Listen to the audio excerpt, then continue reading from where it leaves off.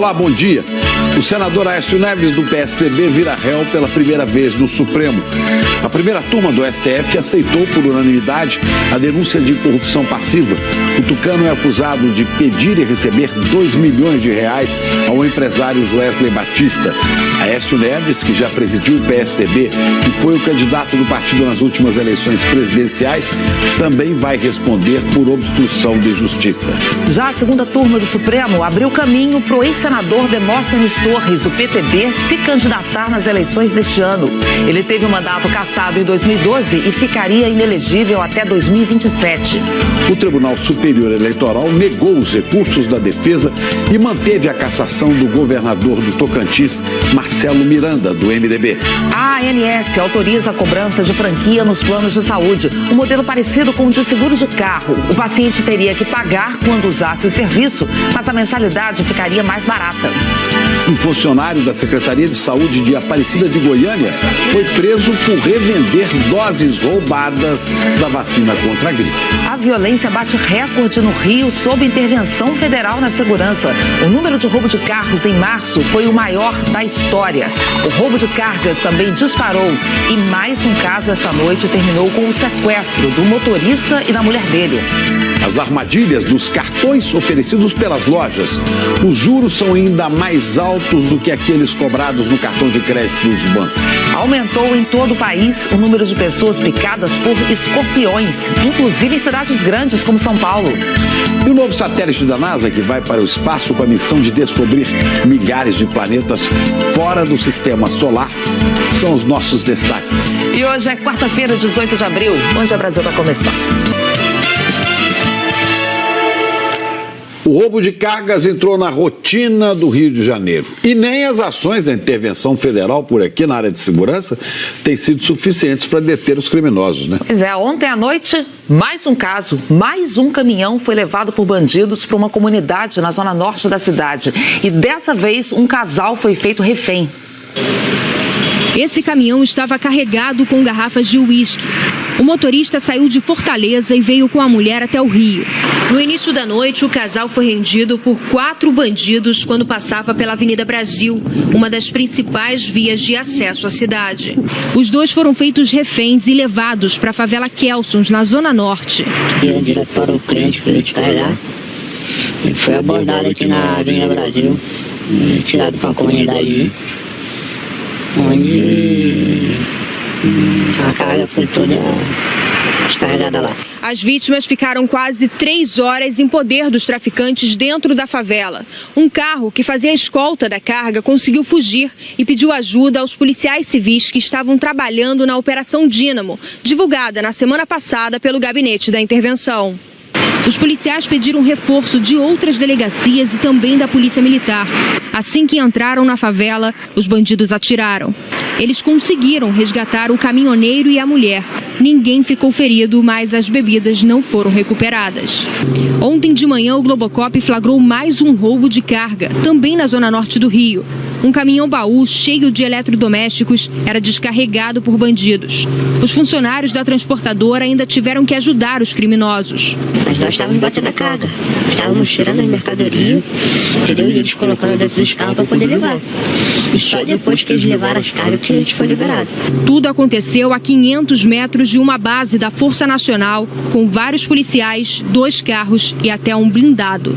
Em março foram registrados em média 30 roubos de carga por dia, mais de 1 por hora. Essa é a primeira divulgação que considera um mês inteiro de intervenção federal e o pior resultado de um mês de março em 27 anos. E olha, não foi só o roubo de cargas que aumentou não, viu? Os principais indicadores de criminalidade subiram em março no Rio, mesmo com a intervenção que começou no dia 16 de fevereiro.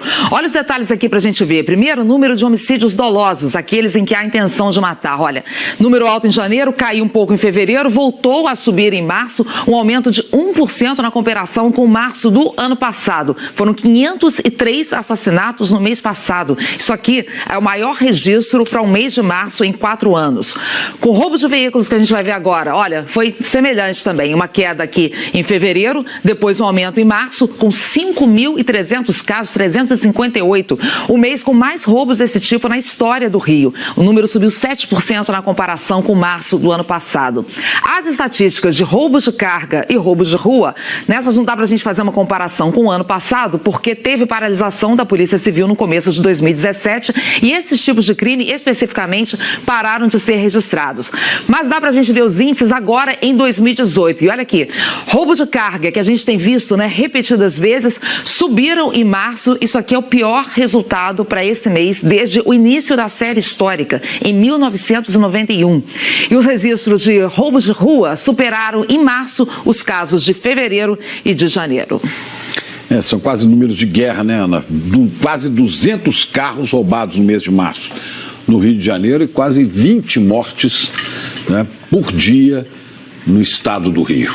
E agora vamos falar de São Paulo. A polícia prendeu mais uma vez nesta madrugada Christian Cravinhos, ele que é um dos principais cúmplices do assassinato do casal von Richthofen. O Eduardo Rodrigues tem as informações direto de Sorocaba. Bom dia, Eduardo. Qual foi a causa da prisão do Cravinhos agora? Bom dia, Chico, Ana Paula. Para você que está aí do outro lado acompanhando a gente também, o Christian Cravinhos foi preso durante a madrugada aqui em Sorocaba, no interior de São Paulo, suspeito de agredir uma mulher durante uma briga. Segundo os policiais militares que abordaram Christian Cravinhos, ele se apresentou como um dos irmãos Cravinhos e ofereceu aos PMs R$1.000 para não ser preso. Segundo os policiais, Christian ainda disse que o irmão dele, Daniel, que participou do assassinato do casal von Richthofen em 2002, viria da capital com mais R$2.000 para dar aos policiais. Então, Christian foi preso em flagrante por corrupção ativa e posse ilegal de arma de fogo. Ele foi trazido aqui para a delegacia de plantão da Zona Norte de Sorocaba, onde está aqui e deve sair às 8 horas da manhã para uma audiência de custódia. Ele está cumprindo a pena dele em regime aberto desde agosto do ano passado. Christian, Daniel e Suzane von Richthofen foram condenados pelo assassinato do casal von Richthofen em 2002 na capital. Chico, Ana Paula. Ok, Eduardo, tá em regime aberto, né? E tá aprontando mais crimes por aí. Andando armado, né? Você vê. Obrigada, viu? Perigo ambulante.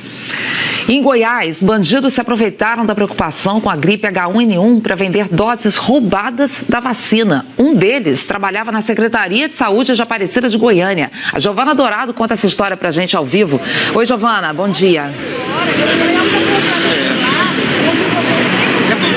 Goiânia, era justamente o responsável pela distribuição dessas vacinas no município. Bom dia a todos vocês. Murilo Egger de Paula Soares é enfermeiro e é também funcionário da Secretaria de Aparecida de Goiânia. Ele foi preso juntamente com o José Maicon Fernandes Freitas. No carro onde os dois foram encontrados, a polícia encontrou, além de uma caixa térmica com 1.050 doses roubadas da Prefeitura de Aparecida de Goiânia, também seringas e cartões de imunização. 150 doses já tinham sido vendidas a R$80 cada uma delas. Os suspeitos admitiram a venda, mas negaram o furto. Eles disseram que receberam essas vacinas de uma terceira pessoa.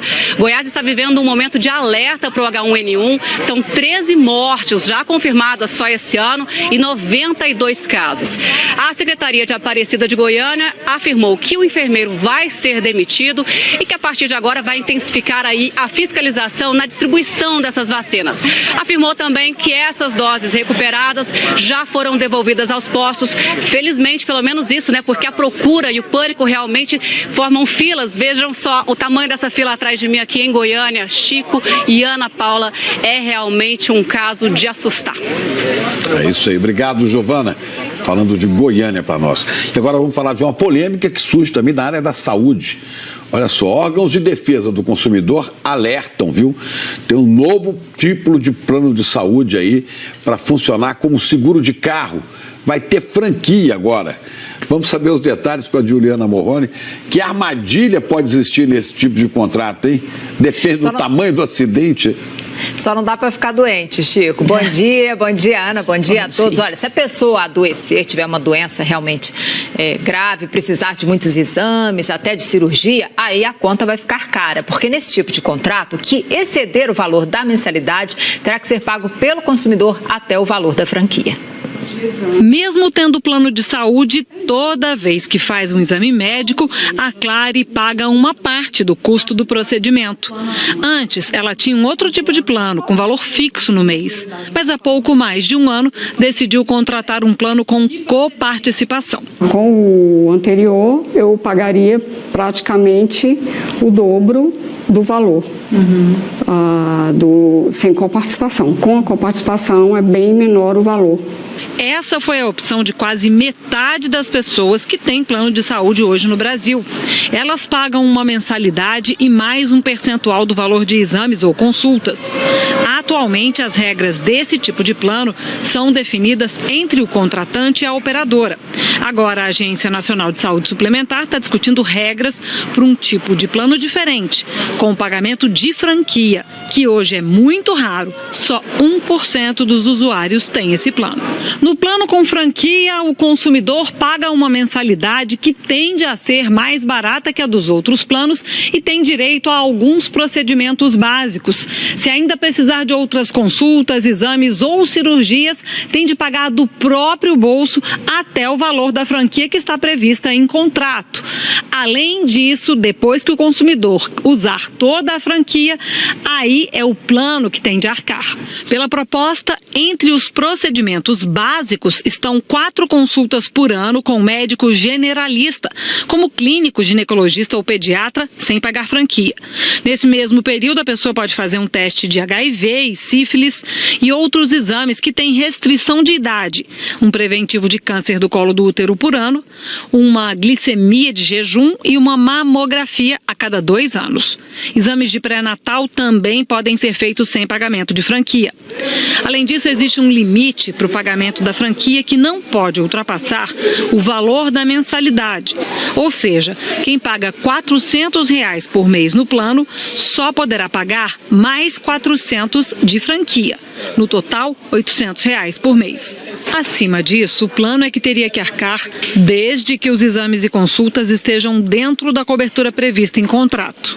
As operadoras dizem que o plano com franquia deve estimular um uso mais racional dos procedimentos de saúde, mas que não deve ser vantajoso para todos os perfis de usuários. As pessoas vão fazer suas contas, vão fazer os seus exemplos e decidir, escolher entre um plano que tenha franquia, escolher o valor da franquia, olhar para a mensalidade, quanto deduz na mensalidade, ou se eles querem um plano tradicional sem franquia nenhuma.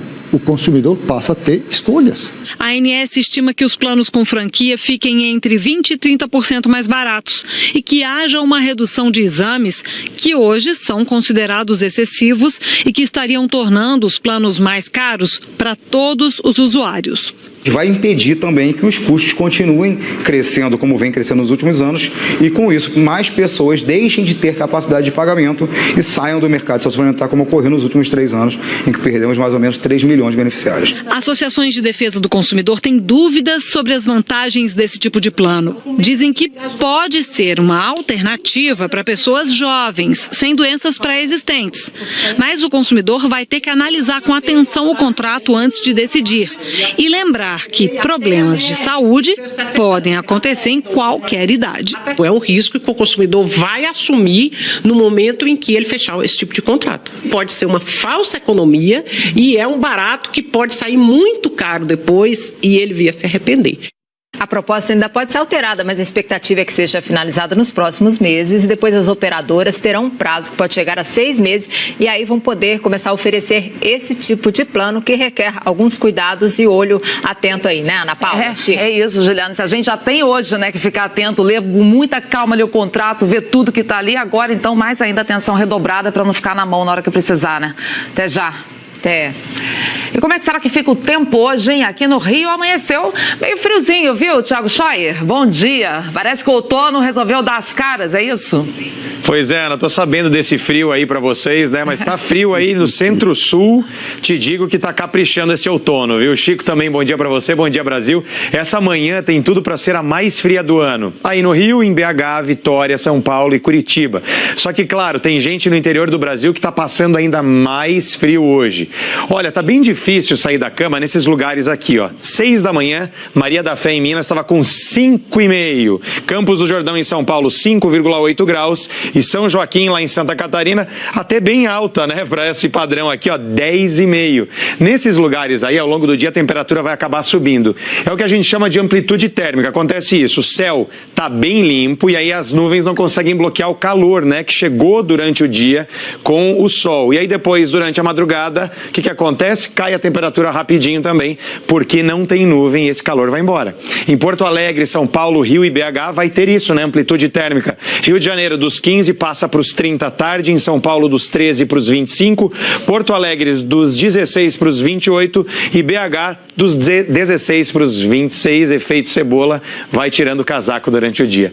No centro-norte, as temperaturas elas vão continuar, né, mais agradáveis. Veja aqui, ó, 26 em Brasília, 31 graus hoje à tarde lá em Cuiabá, 29 em Manaus, 32 em Rio Branco e em Aracaju, 30 graus hoje. E aí, claro que à tarde a umidade do ar pode cair bastante também nessas áreas. Isso aí a gente vai começar a falar a partir de agora, né? No inverno costuma acontecer muito isso, começo do outono também. Veja só, Rio Grande do Norte desce aqui em toda essa área em laranja, passa pelo Tocantins, Minas Gerais e vai até o Rio Grande do Sul. Aliás, no Rio Grande do Sul, 38 cidades estão em situação de emergência por causa da seca. Os prejuízos já passam de R$1 bilhão, principalmente na agricultura. Ana e Chico. Escuta, Tiago, e a chuva não vai chegar no Rio Grande do Sul para aliviar um pouco essa situação? Quando é que ela deve voltar?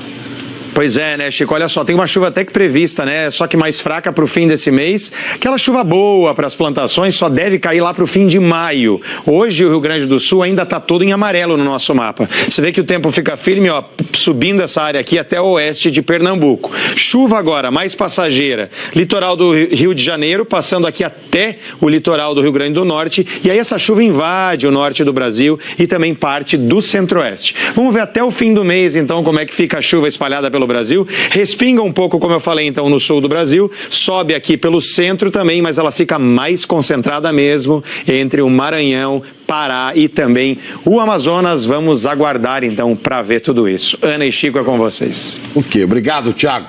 E a gente agora fala de um problema que tem assustado muita gente dentro de casa. Olha, a quantidade de escorpiões que não para de crescer pelo Brasil afora, inclusive nas grandes cidades. E o número de pessoas picadas e mortas, esse número aumentou mais de 10 vezes em quase 20 anos. Bom dia, Rodrigo Bocardi. Aí em São Paulo dá para ver escorpião saindo até pelo ralo dos apartamentos, né? Tô sabendo. Olha, imagina só o susto, hein, Chico? Ana, um bom dia para todos. Isso está acontecendo mesmo em apartamentos que são dedetizados com frequência. O problema é que você faz em casa, mas nem sempre os vizinhos fazem o mesmo, né? Aliás, o que tem de lixo e entulho acumulando por aí, vamos ver na reportagem do César Menezes. É de noite que eles aparecem mais. O síndico do prédio diz que eles vêm pelo muro do terreno vizinho. Só semana passada foram mais de 30 escorpiões que nós localizamos. Eles vêm principalmente dessa rua ao lado do condomínio, né, que infelizmente um caminhão começou a jogar entulhos. Em outro bairro de São Paulo, uma telespectadora gravou um escorpião que saiu pelo ralo do banheiro da casa dela. Olha o tamanho do escorpião que tem na pia. Aqui já foi todo detetizado, eu detetizo cada 6 meses por conta do escorpião. Relatos como esses estão aumentando no Brasil inteiro. No ano 2000, o Ministério da Saúde registrou 12 mil casos de pessoas picadas. No ano passado, foram 125 mil. O número de mortes por veneno de escorpião também aumentou, de 13 para 184 nesse período. No estado de São Paulo, a morte mais recente foi a do pequeno Brian, de apenas 6 anos. Ele foi picado enquanto brincava no quintal de casa. O menino morreu 3 horas depois do contato com o veneno. Essa é a sala dos escorpiões no Instituto Butantan, em São Paulo. Segundo os biólogos que trabalham aqui, existem 2 explicações para esse aumento no número de picadas e de mortes. De um lado, o sistema de notificação melhorou, então o número de casos registrados é maior. Mas, além disso, a população de escorpiões em áreas urbanas está crescendo sim. E a culpa é nossa, dos humanos. Os escorpiões já existem no local, né? O que acontece, o que já vem acontecendo é que com a expansão urbana sem planejamento, invade, né, essas áreas onde o animal já existia e eles acabam se adaptando bem no local. Ele não fica num ponto único, né? Então dali ele se prolifera, ele vai se expandir também nos arredores daquele ponto principal. E quanto mais desordenado for o crescimento das cidades, pior. O lixo doméstico e o entulho, eles tanto atraem baratas como também promovem abrigo, né? O abrigo nos entulhos e materiais de construções empilhados acaba trazendo um alojamento para eles ali. A bióloga ensina que limpar o quintal evita atrair o problema. Mas se o bairro já estiver com infestação, é preciso tentar impedir que os escorpiões entrem em casa. Colocando friso de borracha, um obstáculo na soleira da porta para evitar que eles entrem por baixo, tampar os ralos, principalmente lavanderias e banheiros, porque ele pode vir pela rede de esgoto. O Ministério da Saúde não recomenda o uso de pesticidas para o controle de escorpiões e a orientação para quem for picado por um escorpião é ir imediatamente ao serviço de saúde mais próximo. Chico e Ana, aqui em São Paulo, sobretudo, o problema do lixo e do entulho no meio da rua, impressionante como as pessoas e a quantidade de gente que acha que não é responsabilidade dela mesma cuidar do entulho assim que faz uma obra em casa ou coisa parecida. Olha, tive esse fim de semana na região do Morumbi, eu fiquei chocado com o tanto de entulho na rua. Mas que não tem administração pública para olhar isso, né? Não, e cada um faz a sua parte também, né, Rodrigo? É o cidadão que não tem responsabilidade aqui em São Paulo com a obra que ele faz, com o lixo dele. Ele acha que é responsabilidade do próximo. E a cidade toda paga, o cidadão da cidade inteira paga por aquele que joga no lugar dele. Isso vale para tudo, né, Rodrigo? Já basta assim, a nossa preocupação com o mosquito que transmite dengue, que transmite zika. Mais um motivo ainda para não deixar lixo se acumulando pelas ruas. Só uma dica, o escorpião aumenta onde aumenta o número de baratas, porque ele é predador da barata.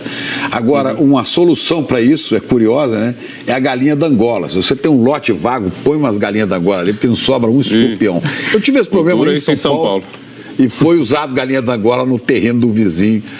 Mais fácil que isso é não deixar realmente lixo acumulado, né? Enfim, que serve para um monte de coisas, né, Rodrigo? Agora, para quem não tem escorpião no bolso e gosta de gastar, aí vai um alerta, viu? Uma pesquisa da Proteste mostra que os juros do cartão de crédito oferecido pelas lojas são ainda mais altos do que o do cartão de crédito dos bancos. Como é que consegue, né, Rodrigo, ainda botar juros mais altos do que aqueles altíssimos? Aí as lojas oferecem até negócio de desconto, de ponto, mas para quem entra no rotativo não vale a pena.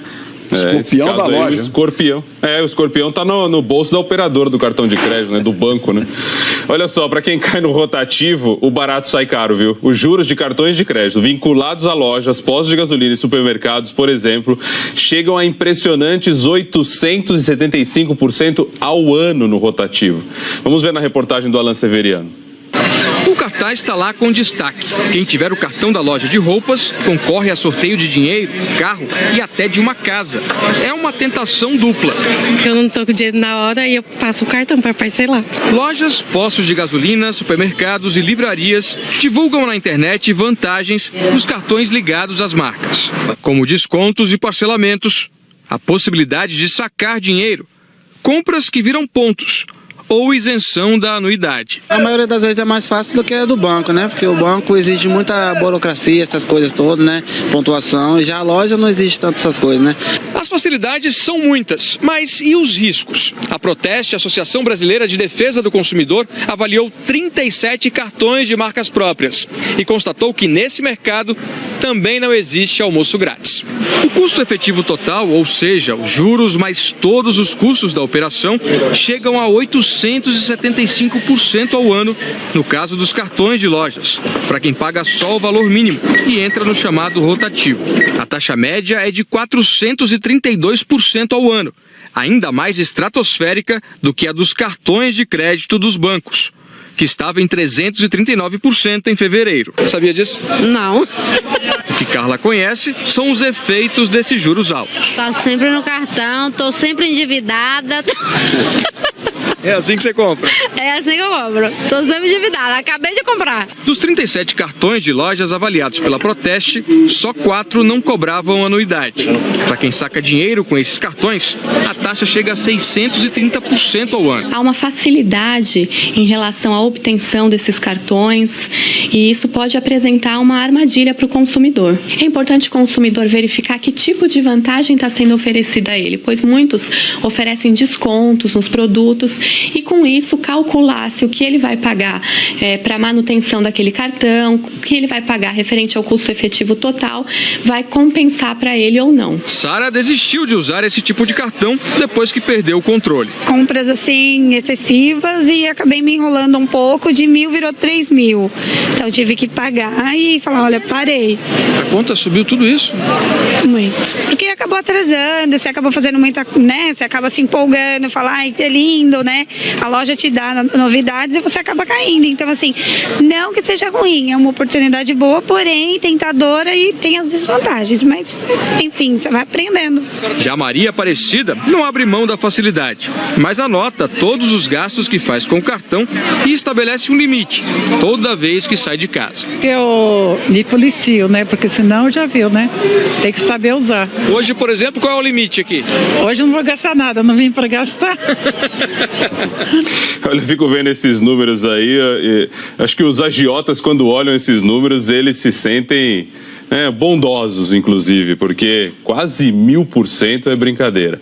A Abex, que é a entidade que representa o setor dos meios eletrônicos de pagamento, diz que faz o acompanhamento da taxa média praticada pelo setor como um todo, com base nas informações das principais instituições financeiras do país. Segundo a associação, a taxa média de juros do rotativo é de 207,1% ao ano.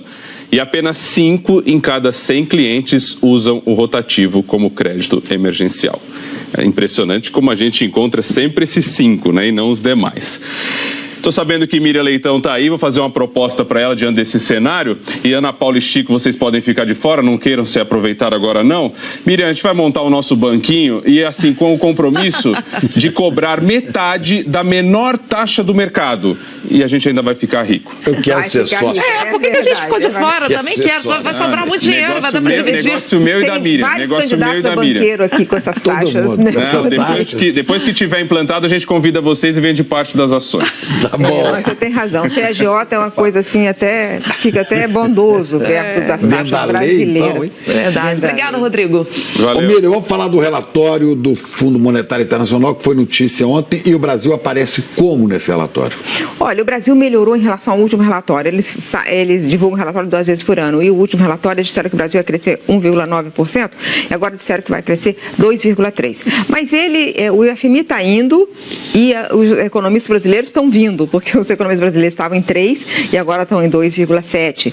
Ou seja, ele está atrasado nesse movimento. No relatório, os países, houve uma melhora da maioria dos países. Só 3 países pioraram nas projeções do FMI. Iêmen, Líbia e Venezuela. Só esses 3 que tiveram queda da projeção de crescimento, aliás, recessão, aumento da recessão, enquanto os outros países todos melhoraram. A economia mundial está com previsão maior. Eles disseram no relatório, viu, Chico, que a economia mundial está mais forte do que no ano passado e deve ficar forte esse ano, porque os países estão crescendo, os países avançados estão crescendo acima do seu potencial. Isso beneficia muitos outros países emergentes, porque eles podem ir na onda. Como a gente estava conversando ontem aqui sobre a China, quer dizer, não é só a China, os Estados Unidos, Europa, tem muita gente crescendo. Aliás, muita gente, economia madura, crescendo mais do que esses 2,3% que eles acham que o Brasil vai crescer. Pois é, agora, Mira, tem também notícia boa, mas tem também um alerta importante aí, né? Um risco no horizonte. Os economistas dizem que a piada sobre eles é essa. Eles sempre têm uma notícia ruim. Então, uma boa, uma ruim. Essa é a boa, agora vou para ruim. O próprio FMI diz no relatório que deve-se ficar muito alerta, porque esse tempo bom da economia internacional não vai durar muito, ele acha que pode durar esse ano e o próximo, mas que haverá uma reversão. Mas eu conversei com o economista José Roberto Mendonça de Barros, ele acha que a reversão pode vir até mais rápido e nos atingir. A gente tem que estar preparado para isso. E a reversão virá dos Estados Unidos. Segundo o economista da MB Associados, o governo Trump está fazendo muita coisa errada na economia também. Ele faz tanto na política internacional, mas na economia também. Nesse momento, a economia está aquecida com o que eles chamam de pleno emprego, que é 4%. Então, a economia está muito aquecida. E aí ele fez o quê? Ele reduziu impostos para empresas e para os muito ricos, que significa 1 trilhão de dólares. Então ele dá um choque de oferta, ou seja, mais dinheiro na economia. Além disso, fez um orçamento muito expansionista. O déficit público está aumentando muito. O Obama deixou com 500 bilhões, o déficit já está em 800 bilhões agora em setembro, como termina o ano fiscal, e indo para 1 trilhão. E aí ele faz tudo isso, aumentou, aqueceu mais a chaleira e está fechando o comércio, elevando a tarifas de importação para aço e alumínio. Só um dos produtos de aço, que é bobina quente, já subiu 37% desde que ele anunciou a barreira. O que significa isso? Ele está fechando a economia e aumentando o fogo da chaleira. Isso gera inflação, altas de juros, volatilidade. Quando a economia americana se desequilibra por alguma razão, o mundo inteiro. Então nós temos que ficar atentos, quer dizer, esse é o melhor momento para tentar fazer alguma coisa. Só que a gente tem esse momento, está nessa confusão toda que a gente sabe, né? Na política, não é verdade? Não dá nem para falar hoje, que já meu comentário acabou. Tá danado. Obrigada, Mas é o que a gente fala sempre.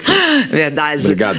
Estamos de volta agora para mostrar que o senador Aécio Neves, do PSDB, é réu no Supremo. A denúncia de corrupção passiva foi aceita por unanimidade. Ele vai responder também por obstrução de justiça. Denúncias que surgiram com investigações a partir da Lava Jato, né, Juliana? Ana, lembra daquela gravação em que Joesley Batista conversa com Aécio Neves e Aécio pede 2 milhões de reais. Para a Procuradoria-Geral da República, foi propina. Aécio Neves diz que foi empréstimo. Agora, acusação e defesa serão ouvidas, poderão apresentar novas provas até o julgamento. Normatizar essa questão. Na primeira parte, a acusação. Aécio Neves pediu e recebeu 2 milhões de reais do empresário Joesley Batista. Segundo o subprocurador da República, Carlos Alberto de Vilhena Coelho, um caso cheio de provas.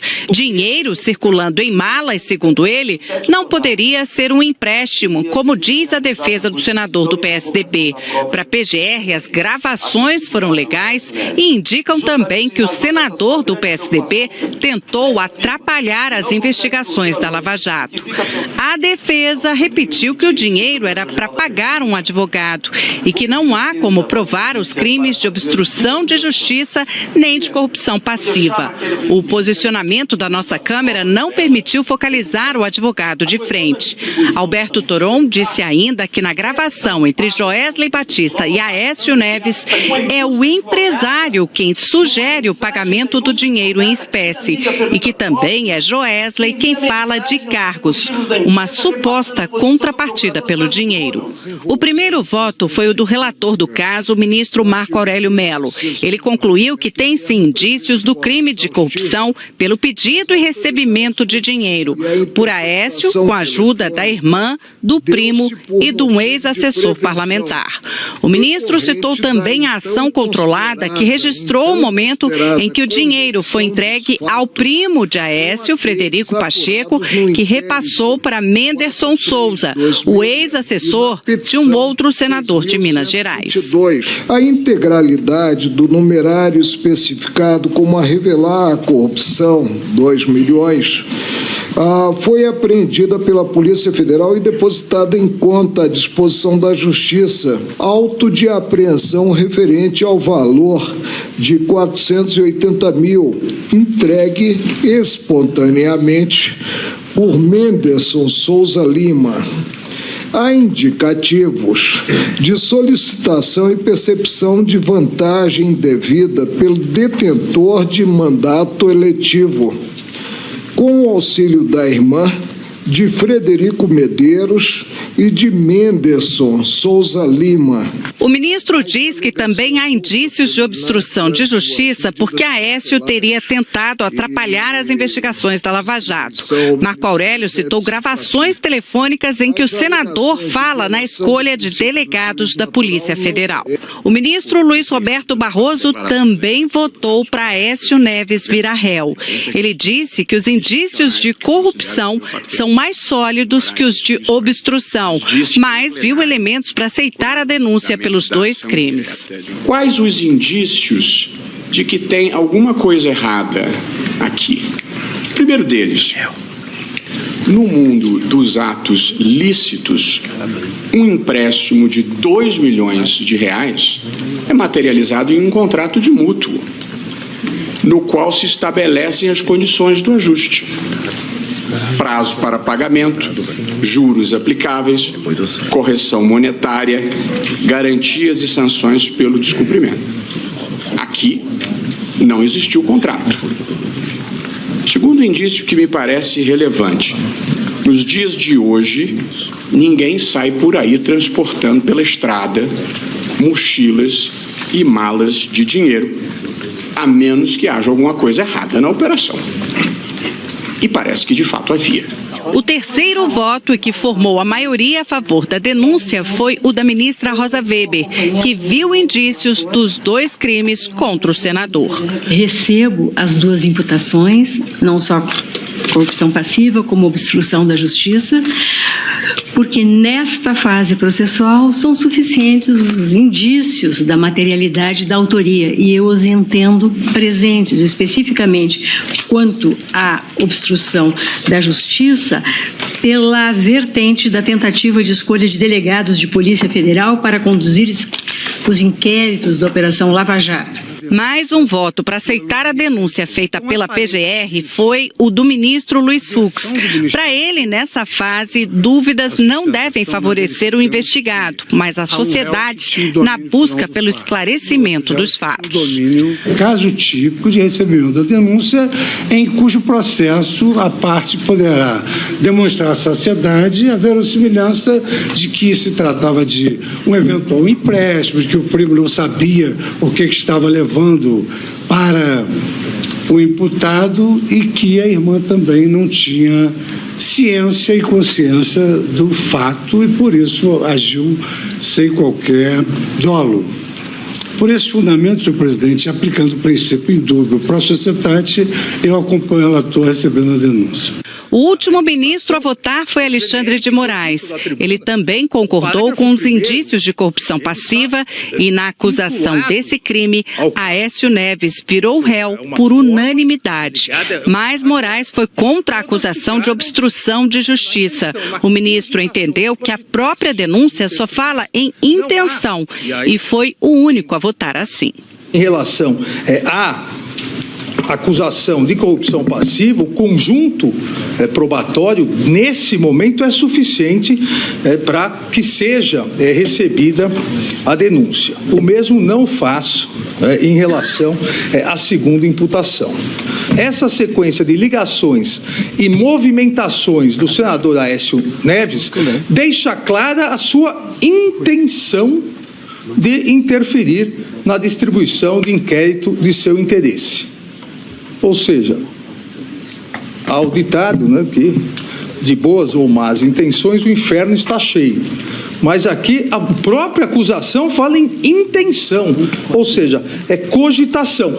Aécio Neves, já na condição de réu, apareceu no Senado. Não respondeu perguntas, fez uma declaração. Eu recebo hoje com absoluta tranquilidade a decisão da primeira turma do Supremo Tribunal Federal, até porque já esperada, e agora eu terei a oportunidade que eu não tive até aqui, de provar de forma clara e definitiva a absoluta correção dos meus atos. Eu estou sendo processado agora por ter aceito um empréstimo de um empresário, portanto, recursos privados de origem lícita para pagar os meus advogados. Não houve dinheiro público envolvido, ninguém foi lesado nessa operação. Além de Aécio Neves, viraram réus por corrupção também a irmã dele, Andréia Neves, que, segundo a Procuradoria, fez o pedido dos 2 milhões, o primo deles, Frederico Pacheco, e o ex-assessor parlamentar, Menderson Lima. Dos 9 inquéritos abertos contra o senador Aécio Neves, esse é o primeiro em que ele vira réu. Com a ação penal aberta, seguem as investigações para complementar o que o Ministério Público já fez. Nessa fase, tem depoimentos das testemunhas de defesa, de acusação. Os réus também são ouvidos para então o Supremo decidir se é caso de condenação. Aécio Neves tem foro privilegiado, o mandato dele termina no fim do ano, mas ele pode se candidatar à reeleição ou um outro cargo e não há prazo para o julgamento da ação penal que pede a condenação de Aécio por corrupção e obstrução de justiça. Ana Paula e Chico. Ok, Juliana, olha, e uma outra decisão do Supremo que tem impacto imediato é que os ministros autorizaram o senador cassado Demóstenes Torres a se candidatar agora às eleições de outubro, o que contraria a decisão do Senado, que era de manter Demóstenes fora do cenário político até 2027, né, Juliana? Chico, ficar inelegível seria a consequência da cassação de mandato que foi decidida pelo Senado lá depois do escândalo envolvendo Demóstenes Torres com o contraventor Carlinhos Cachoeira. O mandato de Demóstenes foi cassado pelo Senado por suspeita de corrupção. Apesar do cargo não ter sido devolvido pelo Supremo, Demóstenes está liberado para disputar as eleições. O julgamento da segunda turma do Supremo tratou de uma decisão tomada há quase 6 anos. Em 2012, o Senado cassou o mandato de Demóstenes Torres e ele ficou inelegível até 2027. O senador, na época, no Democratas, foi acusado de defender os interesses do bicheiro Carlinhos Cachoeira. Mas, no fim de março deste ano, o ministro Dias Toffoli suspendeu a inelegibilidade, ou seja, permitiu que Demóstenes, agora no PTB, se candidatasse na eleição de outubro. Como foi decisão liminar provisória, a segunda turma teve que votar em caráter definitivo. O ministro Toffoli lembrou que a segunda turma já anulou em 2016 as provas contra Demóstenes, porque foram interceptações telefônicas feitas sem autorização do Supremo. O relator considera que, com provas inválidas, não há nada que impeça Demóstenes de participar da eleição. A invalidação daquelas provas, diretamente delas derivadas também, as que delas derivadas, que subsidiaram a conclusão quanto à perda do mandato de Demóstenes Torres no Senado, não podem amparar efeitos prospectivos. E efeitos que ainda estão sendo gerados na esfera dos seus bens jurídicos. E um bem jurídico que é a sua cidadania, a sua capacidade eletiva passiva. Para o mundo jurídico, não digo para o mundo político, mas para o mundo jurídico, aquela resolução não surte efeitos no patrimônio do cidadão Demóstenes Torres quanto à sua capacidade eletiva. O voto do relator foi seguido pelo ministro Ricardo Lewandowski, que descartou que a cassação tenha efeito eleitoral automático. O ministro Gilmar Mendes deu o terceiro voto para liberar Demóstenes, formando maioria. Gilmar concordou que provas nulas não poderiam impedir a candidatura. O ministro Celso de Mello abriu a divergência. Ele concordou com o entendimento da procuradora-geral Raquel Dodge que o pedido da defesa não poderia ter sido uma reclamação ao Supremo, e sim outro instrumento jurídico, e que os critérios usados no julgamento político do Senado são diferentes dos criminais. O ministro Edson Fachin concordou com Celso de Mello, afirmou que a decisão do Senado de cassar o mandato de Demóstenes implica também em torná-lo inelegível, e que não cabe ao Supremo contrariar o entendimento do outro poder. Entendo que o Senado Federal, em 2012, ao cassar o mandato do senador, nos termos do inciso 2 do artigo 55 da Constituição, fez incidir a inelegibilidade da letra B, que está precisamente no inciso 1º do artigo 1º da Lei Complementar 64. Eu entendo que nós estamos indo de encontro, para dizer o mínimo, a decisão do Senado Federal. Por 3-2, Demóstenes Torres poderá disputar a eleição neste ano, mas terá que fazer isso fora do Senado, porque todos os ministros da turma negaram o pedido da defesa para que Demóstenes reassuma o mandato, que valeria até janeiro do ano que vem. O presidente em exercício do Senado, o senador Cássio Cunha Lima, do PSDB, diz que não compete ao Senado Federal comentar decisões do Supremo Tribunal Federal. Os ministros do TSE negaram recurso e mantiveram a cassação do governador do Tocantins, Marcelo Miranda, do MDB, e da vice Cláudia Leles, do PV. Eles devem deixar o Palácio Araguaia assim que a decisão for publicada, o que pode acontecer ainda hoje. Ontem à noite, os ministros julgaram os embargos declaratórios e, por unanimidade, mantiveram a cassação do governador Marcelo Miranda, do MDB, e da vice Cláudia Leles, do PV. Marcelo e Cláudia foram condenados por uso de caixa 2 nas eleições de 2014. Na época, um avião com R$500 mil e santinhos foi apreendido no interior de Goiás. No início do mês, o ministro Gilmar Mendes concedeu uma liminar determinando o retorno dos dois até o julgamento dos embargos. Com a nova decisão, o presidente da Assembleia, Mauro Carlesse, do PHS, volta a governar interinamente até a realização de novas eleições previstas para o dia 3 de junho. A defesa do governador Marcelo Miranda diz que vai recorrer da decisão. Cláudia Leles ainda não se manifestou. Olha, os peritos vão retomar agora cedo os trabalhos para tentar descobrir o que provocou a explosão de um posto de combustível no Imirim, zona norte de São Paulo. Repórter Zelda Mello está lá. Bom dia, Zelda. Bom dia, Rodrigo. Justamente por causa da retomada desse trabalho de perícia, ninguém pode mexer aqui no posto de gasolina. Tem uma fita de isolamento e alguns carros que foram danificados por conta dos escombros da explosão permanecem ali embaixo. A perícia ainda não começou, mas aos poucos a vida vai se restabelecendo aqui no entorno. Por causa da explosão, 5 pessoas ficaram feridas levemente. 4 casas foram interditadas pela Defesa Civil. A explosão aconteceu ontem às 9 horas da manhã e tem uma escola aqui ao lado que ficou parcialmente interditada, a Escola Estadual Joaquim Leme do Prado. Mas hoje as aulas foram retomadas, só um pedacinho da escola ficou interditado. Só para a gente saber, as bombas de gasolina aqui do posto ficaram intactas. O posto, para funcionar, precisa de uma licença junto à prefeitura, essa licença estava ok, mas ele estava devendo a licença de operação junto à CETESB, o órgão ambiental do estado de São Paulo. Rodrigo. Muito obrigado, Zelda, pelas informações. Um bom dia. 6 bandidos tentaram roubar um caixa eletrônico num centro comercial na Avenida Engenheiro Roberto Zúculo, na Vila Leopoldina, na zona oeste da capital. Olha como é que ficou o caixa eletrônico depois da ação dos assaltantes. Esse é o local, já aparece a imagem do caixa eletrônico. Depois da ação dos assaltantes, foi por volta de 5 da manhã.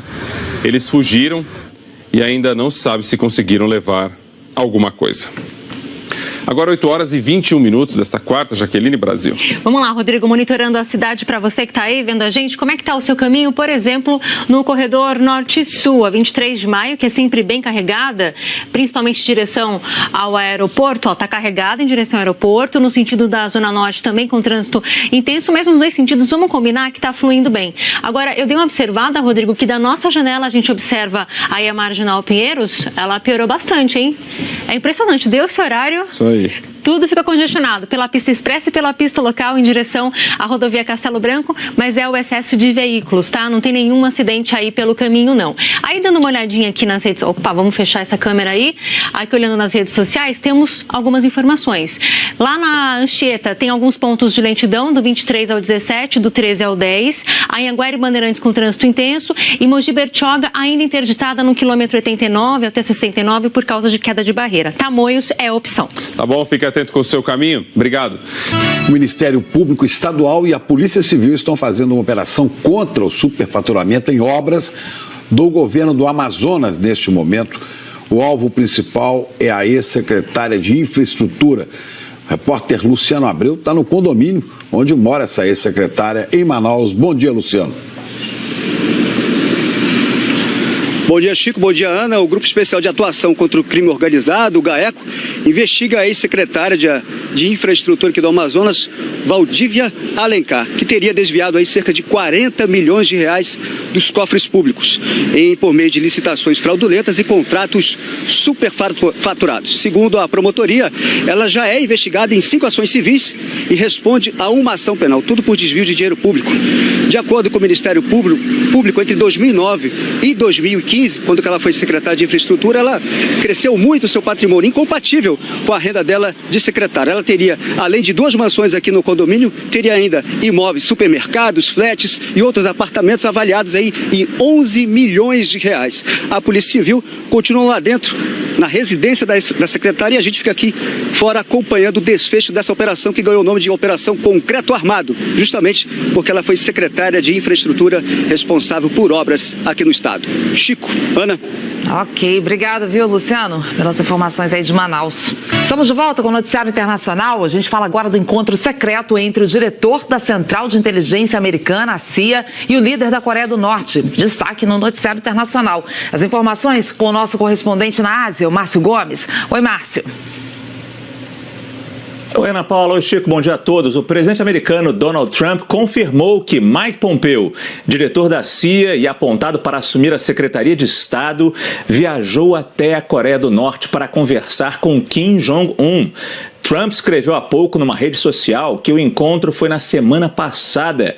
Foi a primeira reunião de alto nível entre autoridades americanas e norte-coreanas desde o ano 2000 e teve como objetivo preparar o encontro entre Kim e Donald Trump para discutir o programa de armas da Coreia do Norte. Trump afirma que essas conversas de alto nível avançam bem. Trump está na Flórida com o primeiro-ministro japonês Shinzo Abe, que desconfia das reais intenções do líder norte-coreano. A Abe defende uma linha dura nessas negociações. Numa outra notícia favorável ao diálogo, a Coreia do Sul disse hoje que está considerando transformar o armistício com a Coreia do Norte num acordo de paz. Vale lembrar que os dois países ainda estão tecnicamente em guerra desde o conflito que dividiu a Península Coreana nos anos de 1950. Obrigado, Márcio Gomes. 8h33, Jaque. Vamos lá, Rodrigo. Nenhum acidente grave na cidade, mas um ou outro que acaba atrapalhando a vida do motorista. Por exemplo, aqui no Waze eu mostro para vocês. Está vendo ali, ó, chegada pela rodovia dos Bandeirantes, tem trânsito lento, tem excesso de veículos, mas tem acidente que acabou de pintar, segundo o Waze. A Anhanguera com trânsito lento também. Cebolão, um caminho bem difícil agora. Quem vem pela rodovia Castelo Branco também encontra dificuldade para chegar na Marginal Pinheiros, porque também apareceu esse acidente, isso antes da Ponte Jaguaré, bem ali na altura da Ponte Ferra. E aí congestiona tudo mesmo, não tem jeito. Daqui a gente pula para um outro trecho para mostrar para vocês como é que está a situação. Dutra e Ayrton Senna. Dutra está pior que Ayrton Senna. Valeu, muito obrigado. E nós seguimos com notícias internacionais porque a tão esperada chegada de investigadores ao local do suposto ataque químico na Síria não aconteceu ainda. E a Cecília Malan, lá de Londres, nos conta o que é que aconteceu dessa vez. Cecília, bom dia. Bom dia, Chico, Ana, bom dia a todos. Olha, a agência Reuters diz que um intenso tiroteio suspendeu a missão dos inspetores da Organização Mundial para a Proibição de Armas Químicas. Eles permanecem na capital Damasco aguardando um sinal verde para seguir para Duma, onde no dia 7 de abril 500 pessoas foram atendidas com sintomas de exposição a substâncias químicas. Mais de 40 morreram. A Síria nega participação neste ataque bárbaro e alega que ele nem sequer teria ocorrido. Ontem à noite, a Rússia, aliada do regime sírio, vetou uma resolução no Conselho de Segurança da ONU que pedia a criação de um órgão independente para avaliar a culpa por ataques químicos e fornecer ajuda humanitária aos atingidos pela guerra. Valeu, Cecília, 8h38, tudo bem, Thiago? Fala, Rodrigo, beleza? Fala, gente. Começamos aí com um friozinho, 13 graus logo cedo e agora o sol já batendo aqui na laje com tudo, hein? Tá bombando, né, Rodrigo? Esse sol vai continuar, viu? Pode colocar a roupa no varal, tira aí também cobertor, né? Deixa aí porque a temperatura vai chegar aos 25 na capital. Temperatura 25 na capital, Franca 27, Guarujá também, Cananéia 26 graus. Vamos olhar imagens aqui da capital, você já vai ter ideia de como tá o céu. Tem alguma nuvem, mas ele tá mais azul do que com nuvens, então... Como eu falei, essas nuvens devem dissipar um pouquinho e esse sol brilhando com força. Rodrigo, você sabe que isso é pelo estado inteiro, viu? Estado inteiro você vê que está em amarelo também. Então é isso, previsão de tempo firme para todo o estado de São Paulo hoje. Tá bom, então aproveita o sol para tirar o cheiro do mofo do cobertor, é boa. Boa, vai usar, né? Para que no próximo friozinho fique bem. Claro, com certeza. Valeu, Thiago, obrigado, até mais. Aumentou o número de roubo de bicicletas na capital. Vamos ver os dados aqui na nossa tela, olha lá, ó. Capital, 2016, 399 casos, 2017, 573 roubos. Isso são de números registrados na polícia e levantamento feito pela TV Globo via Lei de Acesso à Informação. A gente está falando de um aumento de quase 50% aí entre um ano e outro. Nos primeiros 3 meses desse ano, já foram registrados 130 roubos de bicicletas na cidade de São Paulo. Esse número acaba confrontando um pouco com o que é divulgado pela Secretaria de Segurança. Tá aí os registros, mais cedo nós falamos bastante sobre isso. Sabe aquele muro de vidro que foi construído ali na raia olímpica da USP, na Marginal Pinheiros? Então, parte dele, parte ficou pronta e já tem destruição. Menos de 15 dias depois da inauguração, tem um vidro quebrado. Nós mostramos isso mais cedo, em primeira mão aqui foi no Bom Dia São Paulo, por volta de 6h30 da manhã. Tá lá, ó. O muro de vidro começou a ser instalado em fevereiro deste ano. Segundo a prefeitura, o vidro é 5 vezes mais resistente que um vidro comum. Mesmo assim, ficou desse jeito. Tinha um muro de concreto antes ali que não dava para ver a raia olímpica da USP. A Secretaria das Prefeituras Regionais disse que a parte quebrada vai ser substituída e que técnicos vão identificar o que provocou esse estrago. A gente vem acompanhando desde cedo, torcendo para que seja algum problema de instalação ali, não um vandalismo, né? Afinal de contas, é da cidade, concordando ou não com a iniciativa que foi feita ali. A Prefeitura disse que foi construído este muro com o dinheiro da iniciativa privada. 8h40, Jaque. Enquanto isso, a gente fala sobre transporte coletivo. Rodrigo, linhas da CPTM e do metrô, tá tudo bem agora. Agora, dando uma olhadinha pelos corredores de ônibus da cidade, você pode observar que já estão ficando bem vermelhos. Eu tenho até aqui um registro para saber... Opa, eu apertei errado, vamos aqui pro do meio, tá? Vamos lá.